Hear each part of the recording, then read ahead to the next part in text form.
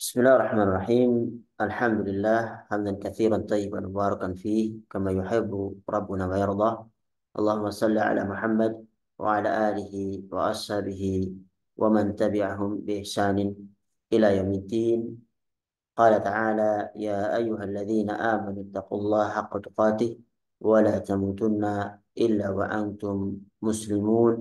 اللهم علمنا ما ينفعنا وانفعنا بما علمتنا وزدنا علما يا رب العالمين. رب اشرح لي صدري ويسر لي أمري واحلل عقدة من لساني يفقه قولي. أما بعد. Segala puji bagi Allah Subhanahu wa taala yang mengumpulkan kita pada kesempatan kali ini.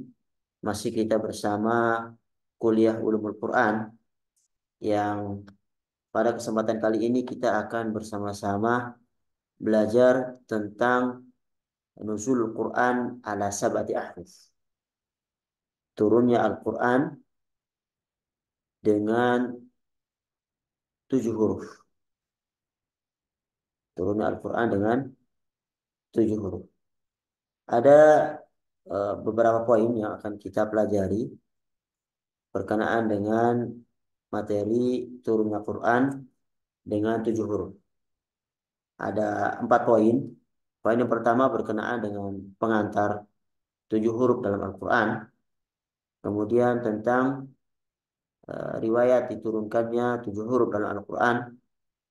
Kemudian poin yang ketiga berkenaan dengan pengertian 7 huruf dan perbedaan ulama seputarnya tentang apa yang dimaksud tentang 7 huruf itu. Kemudian poin yang keempat berkenaan dengan hikmah diturunkannya Al-Quran dalam 7 huruf.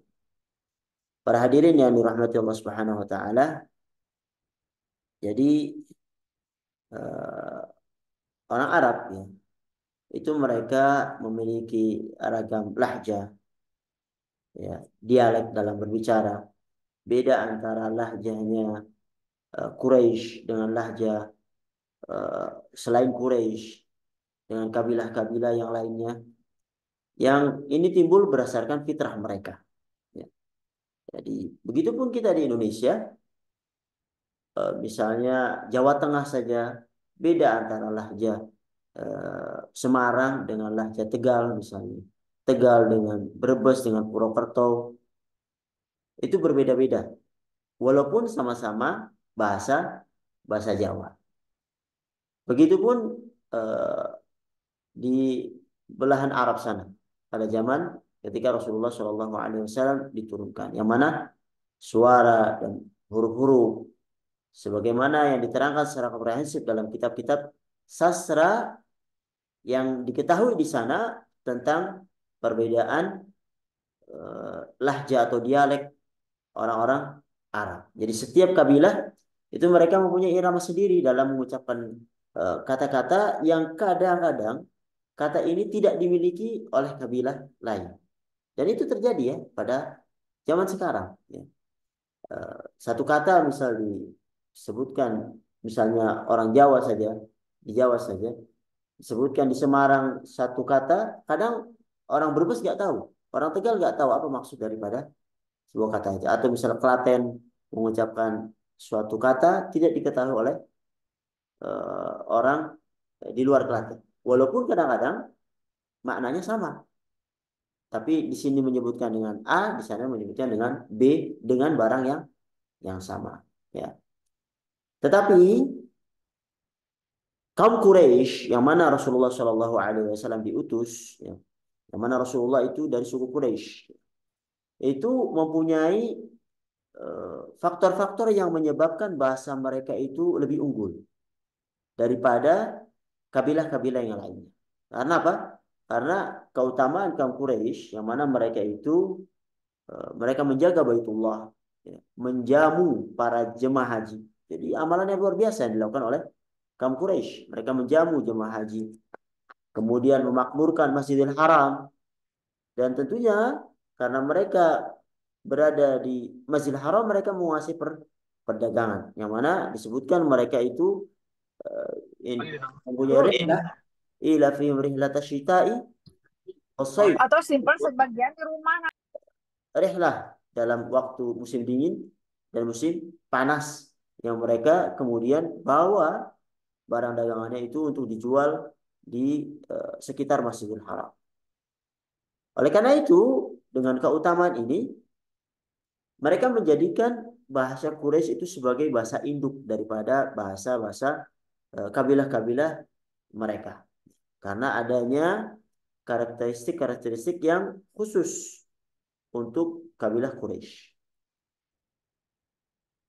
Maka eh, tidak heran Rasulullah Shallallahu Alaihi Wasallam dipilih dari suku Quraisy, yang mana bahasanya itu setelah diakui dan kedudukan telah diakui oleh kabilah-kabilah yang lainnya. Bahkan Al-Quran nanti pada masanya eh, Utsman bin Affan mengatakan bahwasanya ketika Zaid bin Thabit itu berselisih dengan tiga lajnah yang lain yang mereka notabene orang Quraisy, maka ikutilah lajah Quraisy. Yang mana hal ini mempersatukan bangsa Arab dan mewujudkan bahwasanya Al-Quran itu mukjizat, yang mana mereka tidak bisa mendatangkan satu Quran, bahkan satu surat, bahkan satu ayat mereka tidak mampu untuk melakukannya karena mengetahui ternyata bahasa Quran itu lebih tinggi bahkan dari bahasa bahasa Quraisy. Jadi orang Arab mereka berbeda lahja dalam mengungkapkan sesuatu makna dengan perbedaan tertentu. Dan Al-Quran yang diturunkan kepada Nabi kita Muhammad Sallallahu Alaihi Wasallam menyempurnakan kemujizatan ini. Karena apa? Karena ternyata ia mencakup semua huruf dan wajah daripada qiraat, daripada lahjah-lahjah itu. Sehingga apa? Hal ini juga memudahkan mereka untuk menghafal Quran, untuk memahami Al-Quran, untuk membaca Al-Quran. Yang mana ketika hidayah Allah Subhanahu wa taala datang, mereka paham itu. Bahkan yang notabene Quraisy saja selain apa namanya yang masuk kepada Islam, orang-orang kafir Quraisy itu mengetahui tentang makna yang ada di dalam Al-Quran. Mereka eh, tertarik ya, dengan apa yang ada di dalam Al-Quran karena mereka mengetahui makna dan isinya.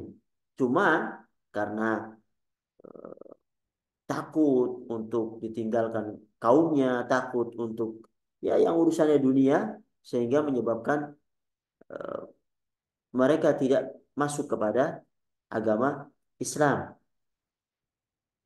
dikarenakan hal-hal yang bersifat dengan dunia. Para hadirin yang dirahmati Allah Subhanahu wa taala, tentang riwayat atau dalil diturunkannya Al-Qur'an dengan 7 huruf, ini banyak nas-nas yang menguatkan tentang hal ini. Bahkan sebagian ulama menyebutkan bahwasanya apa namanya?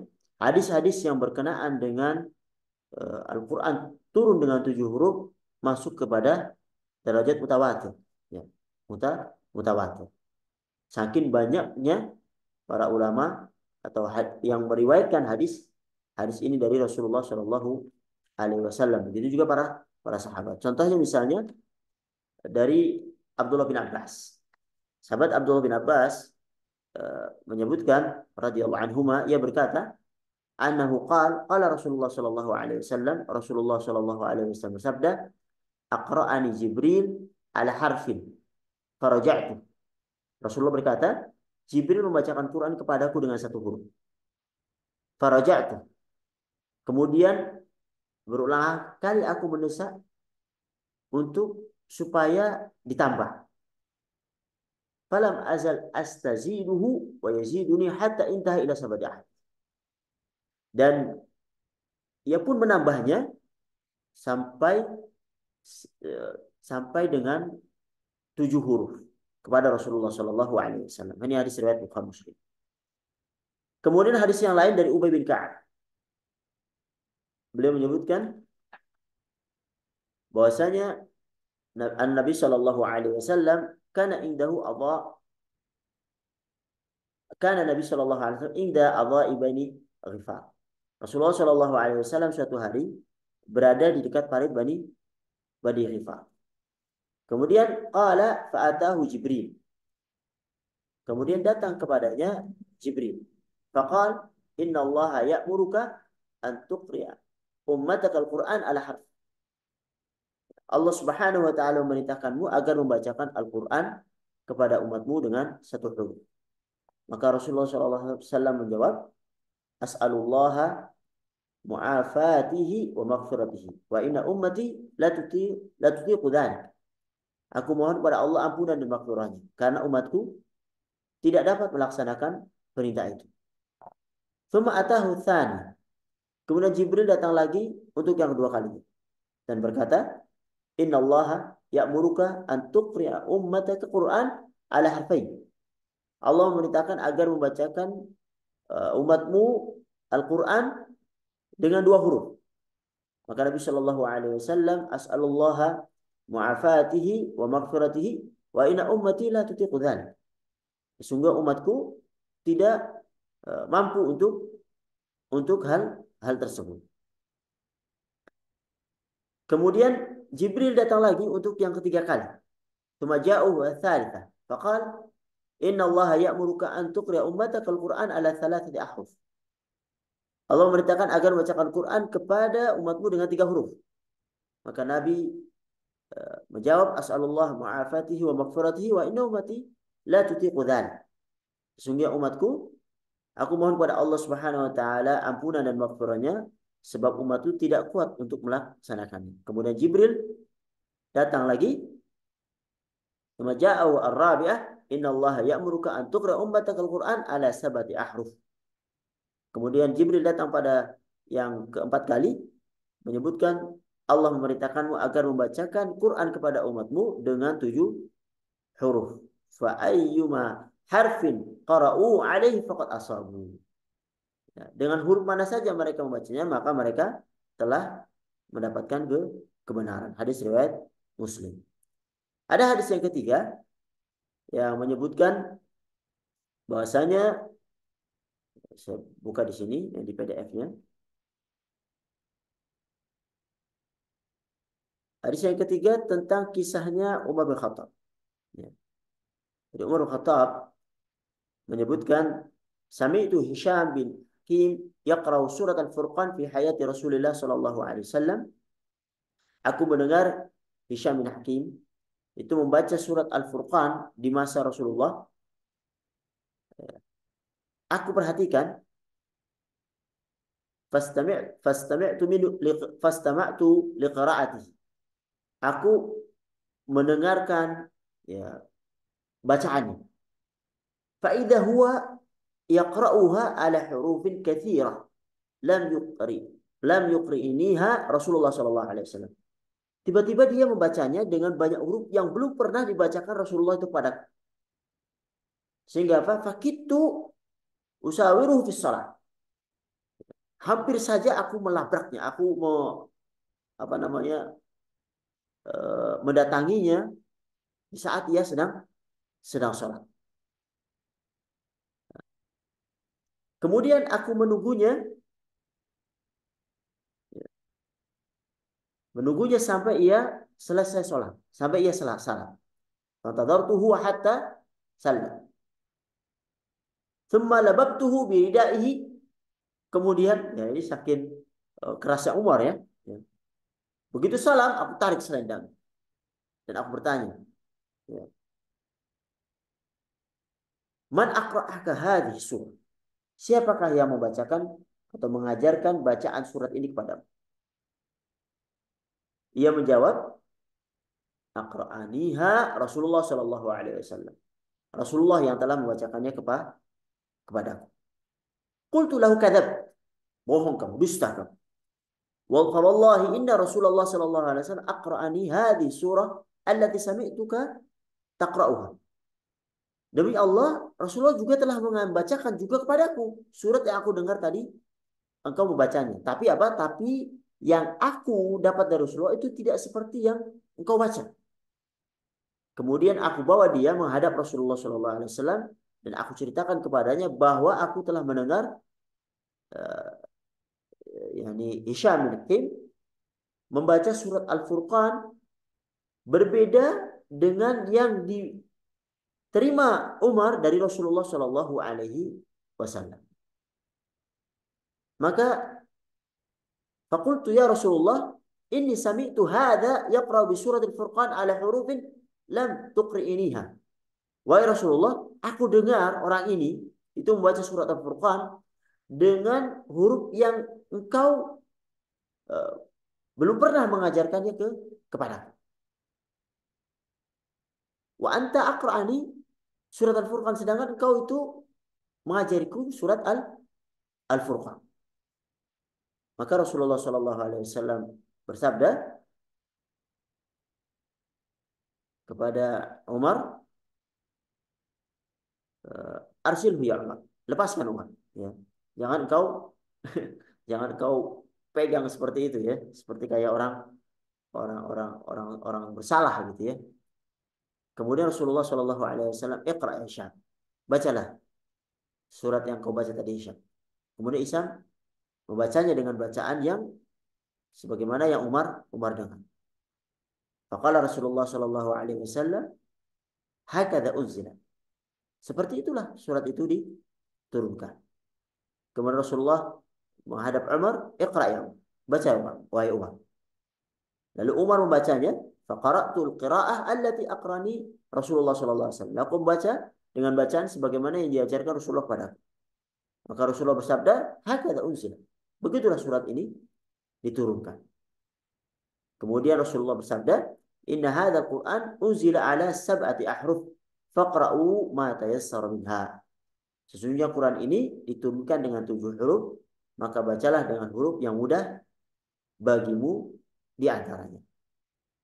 Jadi hadis-hadis yang berkenaan dengan Quran turun dalam 7 huruf itu sangat banyak. Dan sebagian besarnya itu telah diteliti oleh bapaknya mufassir, yaitu Ibnu Jarir di dalam pengantar tafsir.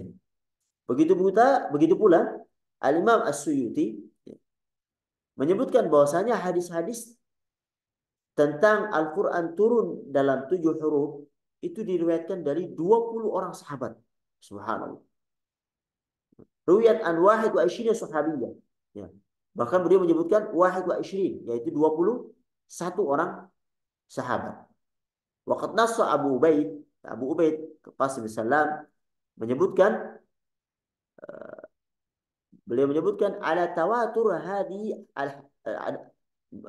nassa Abu Ubaid menyebutkan bahwasanya hadis tentang Al-Quran turun dalam 7 huruf di tawatur hadis nuzul Al-Quran ala sabati ahruf. Hadis yang menetapkan tentang Quran turun dalam 7 huruf itu sampai derajat mutawatir. Jadi tidak ada syak lagi bahwasanya Al-Quran itu turun dalam 7 huruf. Kemudian pertanyaannya, apa maksud daripada 7 huruf itu?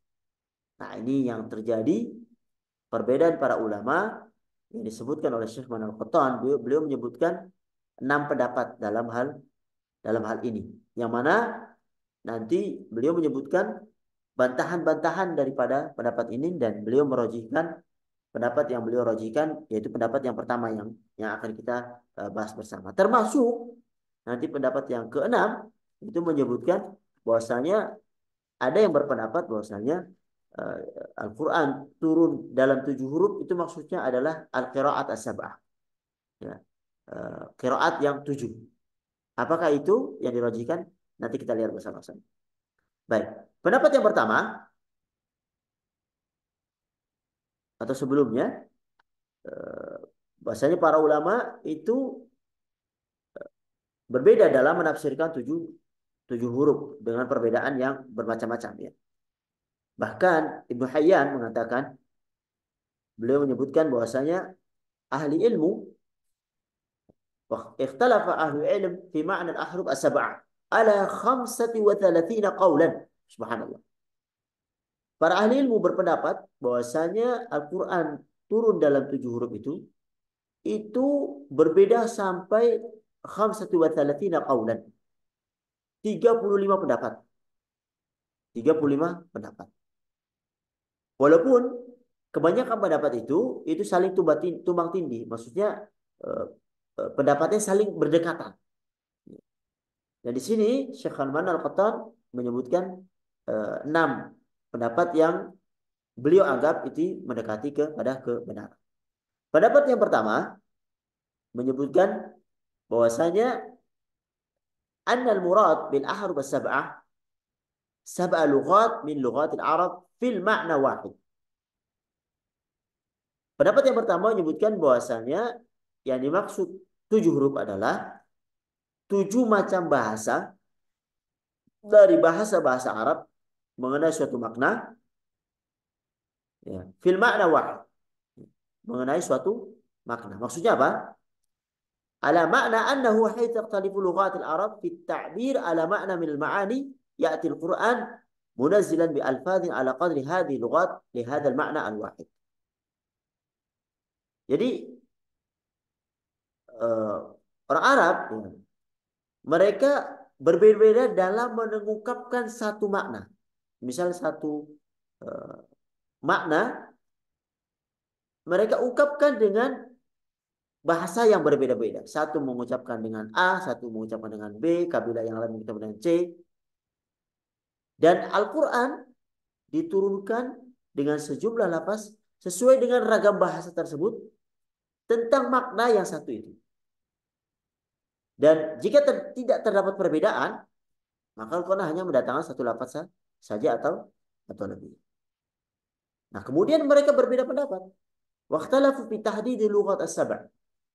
Mereka berbeda pendapat tentang apa maksud daripada bahasa yang 7 tadi.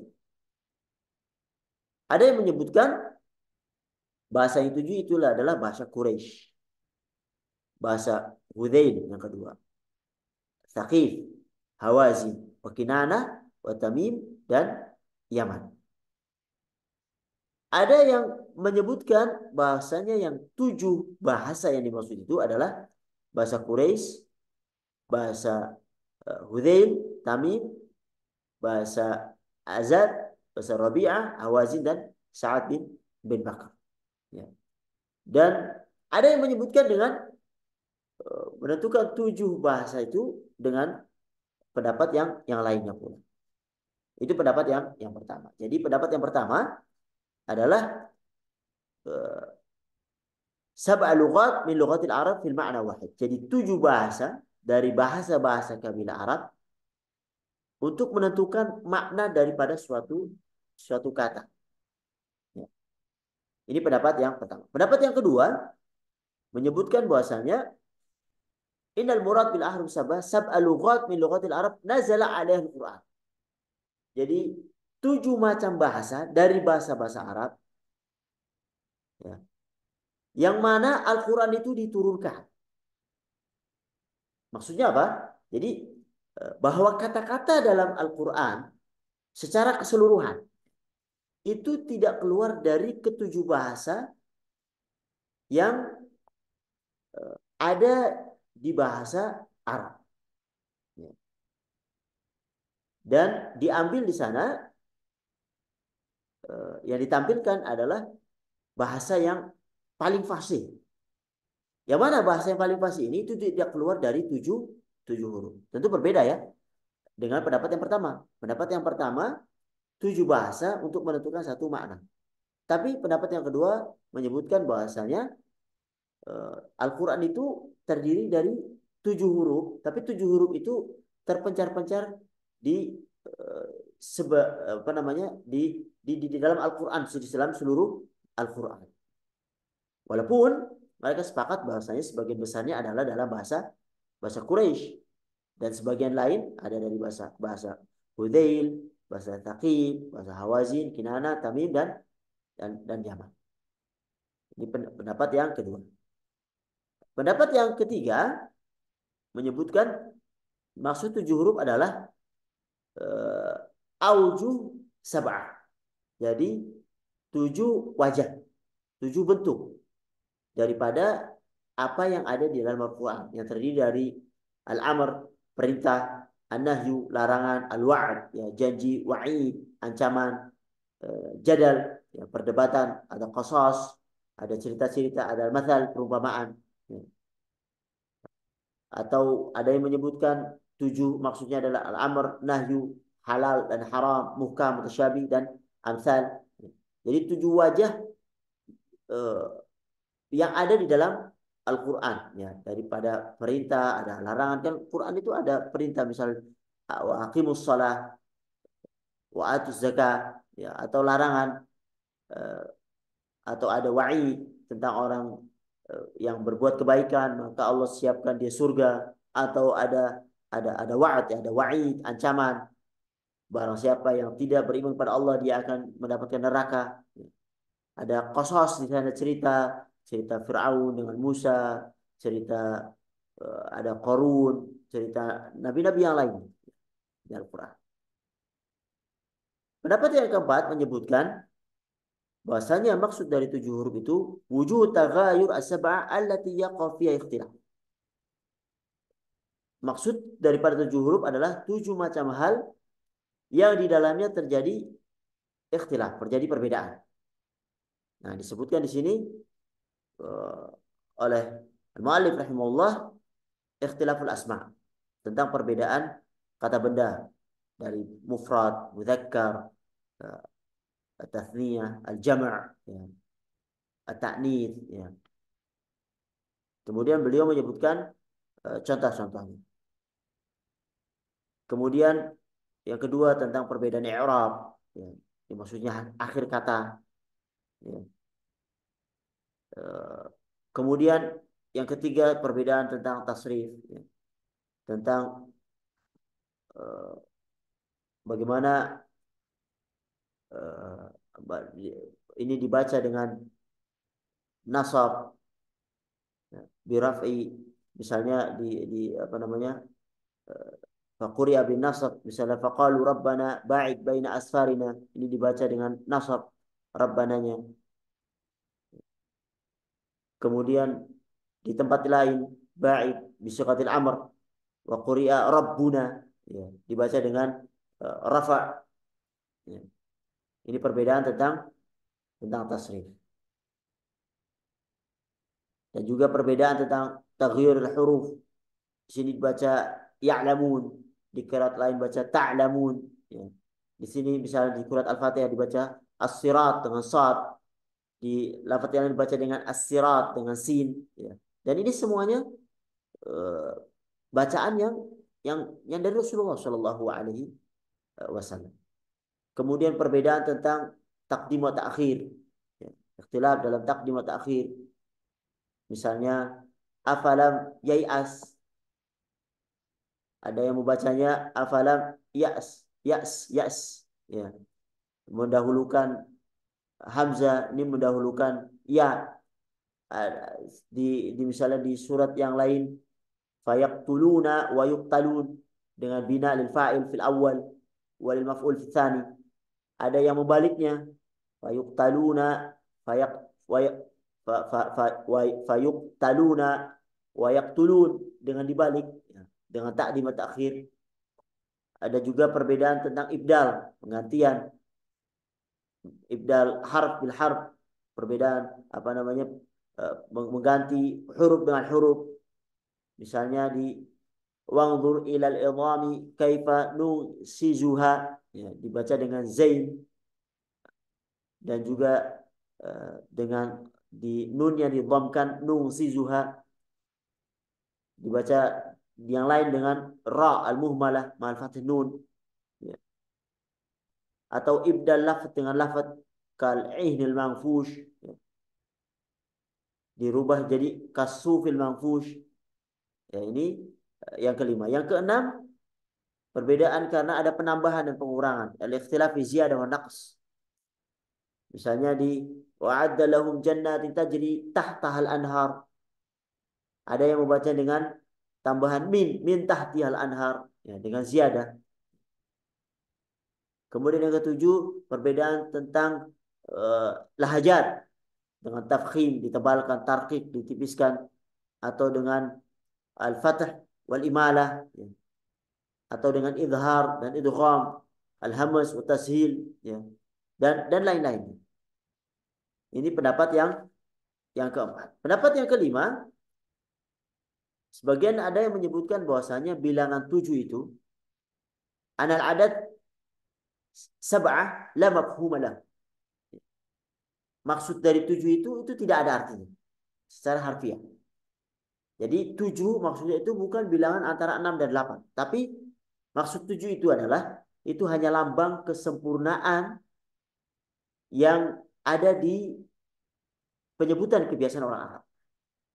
Jadi seolah-olah 7 itu adalah isyarat bahwasanya susunan Al-Quran merupakan batas dan sumber utama bagi perkataan semua orang Arab yang telah mencapai puncak kesempurnaan yang tertinggi. Nah, ini ada pendapat yang menyebutkan seperti itu.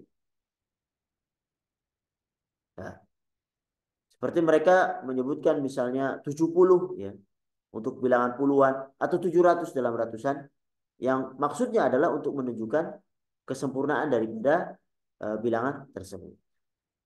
Ada pendapat yang keenam menyebutkan bahwasanya yang dimaksud 7 huruf adalah al-qiraat as-sab'. Ya, qiraat yang 7. Nah, dari 6 pendapat ini, Syekh Manal Al-Qattan itu merajihkan pendapat yang pertama. Pendapat yang mengatakan bahwasanya 7 huruf itu adalah 7 macam bahasa dari bahasa-bahasa Arab yang mengungkapkan satu makna. Misalnya lafaz akbil. Ya. Ada yang membacanya dengan ta'al, dengan halum, ya, ajib, ya, dengan asri. Ya.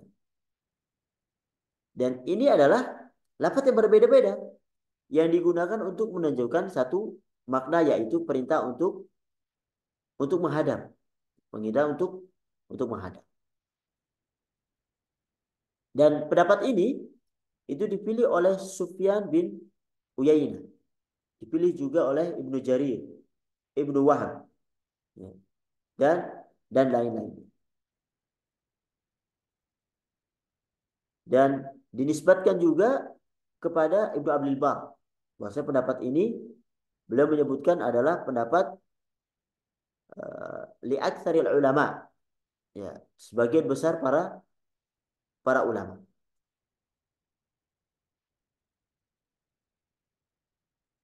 Kemudian beliau menyebutkan beberapa hadis yang berkenaan dengan uh, yang menyokong pendapat yang beliau rajihkan. Beliau membawakan sebuah hadis yang disebutkan oleh uh, Umar, qara rajulun inda Umar, seorang laki membaca Quran di dekat Umar bin Khattab. Kemudian Umar bin Khattab marah di sana. Faghayyara alaihi. Faqala laqad qara'tu ala Rasulillah sallallahu alaihi wasallam falam yughayyir alaihi. Sungguh aku telah membaca di hadapan Rasulullah tapi Rasulullah itu tidak marah. Maka kata perawi di sini fakta sama indah Nabi sallallahu alaihi wasallam. Mereka bersilih di hadapan Nabi. Orang itu berkata, "Ya Rasulullah, alam tuqri'ini ayat kada wa kada?" Wahai Rasulullah, bukanlah engkau membacakan kepadaku ayat begini dan begini?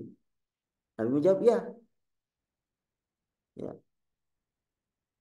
Maka dengan jawaban Nabi ini, fawaqa'a fi sadri Umar syai'un. Dengan jawaban ini timbullah ketidakpuasan di dalam hati Umar. Dan Nabi mengetahui itu dari wajahnya. Lalu Nabi menepuk-nepuk dada Umar seraya berkata, "Ib'ad, ab'id syaitan, jauhilah syaitan." Dan ini diulangi sebanyak 3 kali. Sampai beliau menyebutkan, "Ya Umar, wahai Umar, innal Qur'ana, sesungguhnya Quran kullu soal, ma lam taj'al rahmatan adzaban aw adzaban rahmat." Wahai Umar, Quran itu seluruhnya ada benar. Selama ayat rahmat tidak dijadikan ayat azab atau ayat azab dijadikan ayat rahmat. Kemudian juga sebuah riwayat dari Musa bin Sa'id, anak Abu Juhaim Al-Ansari, bahwasanya Abu Juhaim Al-Ansari itu mendapat berita bahwasanya dua orang lelaki berselisih tentang sesuatu ayat Quran. Faqala, yang satu mengatakan ayat itu didapatkan dari Rasulullah Shallallahu Alaihi Wasallam. Yang lain juga mengatakan, talaqaituhu min Rasulillah Shallallahu Alaihi Wasallam. Aku juga mendapatkan ayat ini dari Rasulullah Shallallahu Alaihi Wasallam. Fasa'ala Rasulullah Shallallahu Alaihi Wasallam anha. Kemudian mereka bertanya, Rasulullah Shallallahu Alaihi Wasallam bertanya kepada Rasulullah Shallallahu Alaihi Wasallam, maka Rasulullah bersabda, Innal Qur'ana nazala ala sab'ati ahruf. Sesungguhnya Quran itu diturunkan dengan 7 huruf. Maka janganlah kalian saling berdebat tentang Al-Quran karena perbedaan mengenainya merupakan suatu kekafiran. Ya, kekafiran. Karena sesungguhnya Allah telah menyuruh aku untuk membaca Al-Quran atas 7 huruf.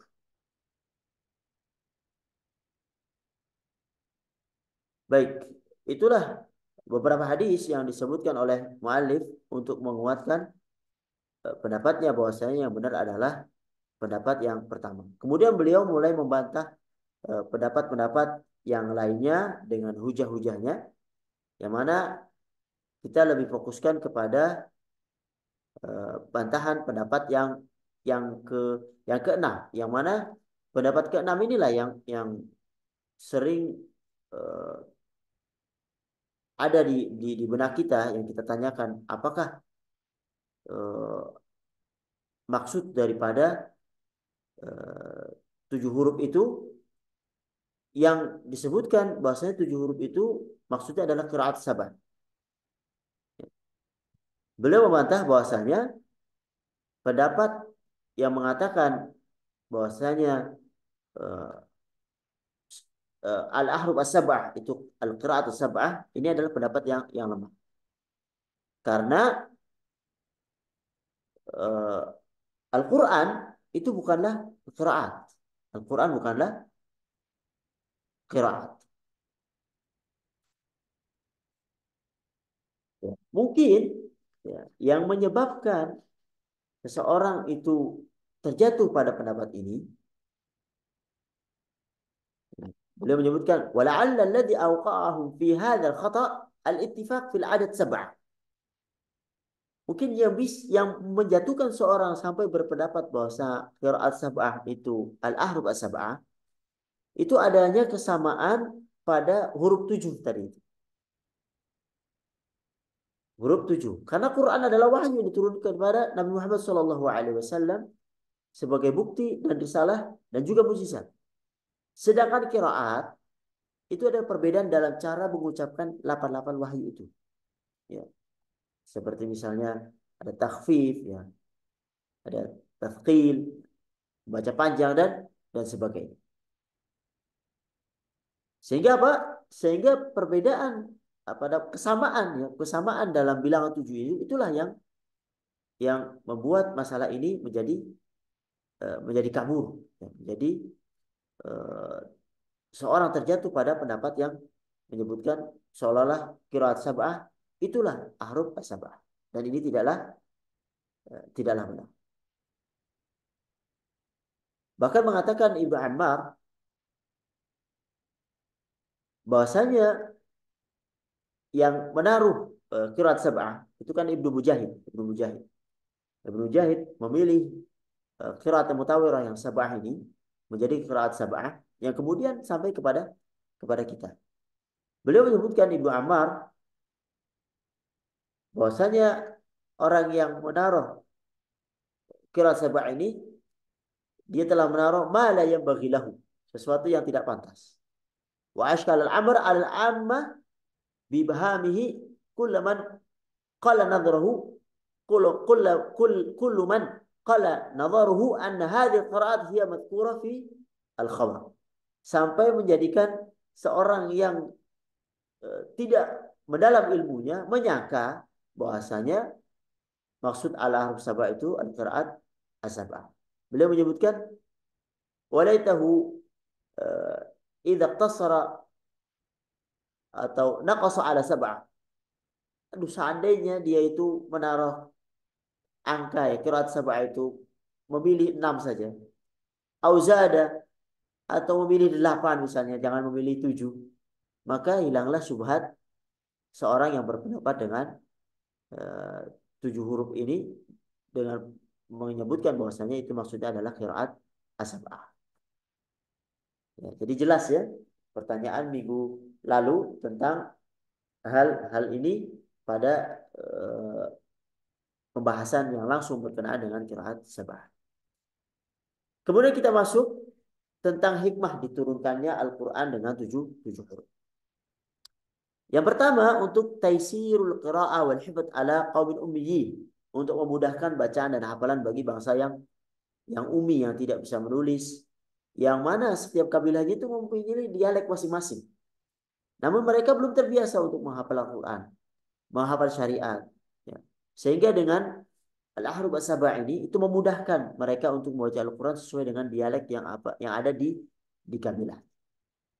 Kemudian fadilah hikmah yang kedua ini membuktikan tentang ijazul Quran lil fitrah al-lughawiyah idal awam.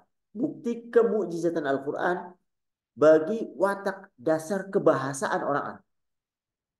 Jadi Quran itu mempunyai banyak ya, banyak susunan pola, susunan bunyi yang sebanding dengan segala macam cabang dialeknya bahasa orang Arab, dan ini sesuai dengan apa yang ada di mereka, apa yang mereka biasa ucapkan dalam kehidupan mereka sehari-hari. Ya, baik dalam mengalunkan huruf-huruf atau mengalunkan kata-kata dengan irama yang sesuai dengan lahjah mereka. Yang mana dengan keberadaan Al-Quran yang diturunkan sesuai dengan lahjah mereka, ketika mereka ditantang, ternyata mereka pun tidak mampu untuk mendatangkan seperti yang ada di Al-Quran. Ya. Padahal Al-Quran turun dengan dialek mereka. Ya. Jadi sehingga Al-Quran menjadi mukjizat karena melemahkan mereka untuk mendatangkan seperti Al-Quran, padahal Al-Quran itu sesuai dengan bahasa mereka.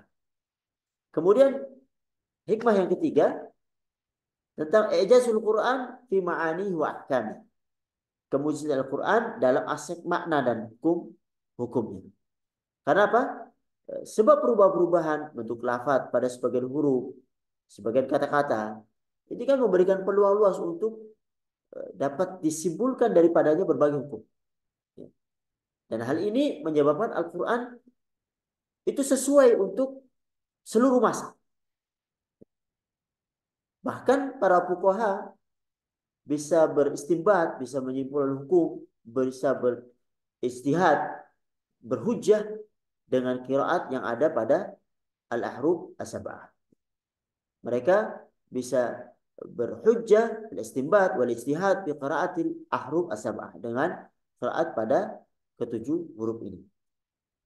Inilah sekilas tentang pembahasan tentang al-ahruf as-sab'ah yang mudah-mudahan membuka wawasan kita tentang begitu luasnya, Masya Allah, pembahasan ulumul Quran yang menyinggung dalam hal ini tentang ahruf as-sab'ah, yang mana hadisnya yang telah disebutkan itu mutawatir. Ya, hadis yang eh, apa namanya mutawatir, yang tidak mungkin mereka itu bersatu padu untuk menolak berkenaan dengan hal ini. Jadi kemutawatirannya seperti kemutawatiran Al-Quran yang diturunkan kepada Rasulullah Shallallahu Alaihi Wasallam.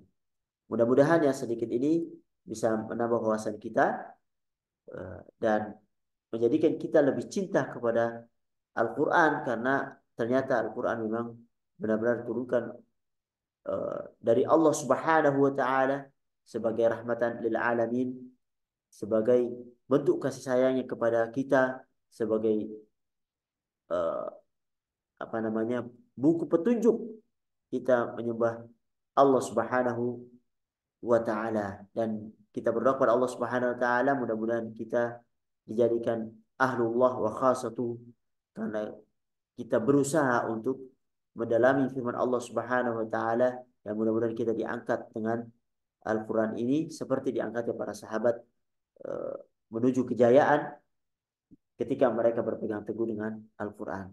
Mudah-mudahan bermanfaat bagi kami dan pada ikhwas sekalian. Apabila ada benarnya datang dari Allah Subhanahu wa taala, Apabila banyak salahnya, datangnya dari kami pribadi. Kemudian kita buka untuk tanya jawab, dialog eh, tentang apa-apa yang mungkin bisa didialogkan atau ditanyakan. Hada wa sallallahu ala Muhammad wa ala alihi wa sahbihi ajma'in.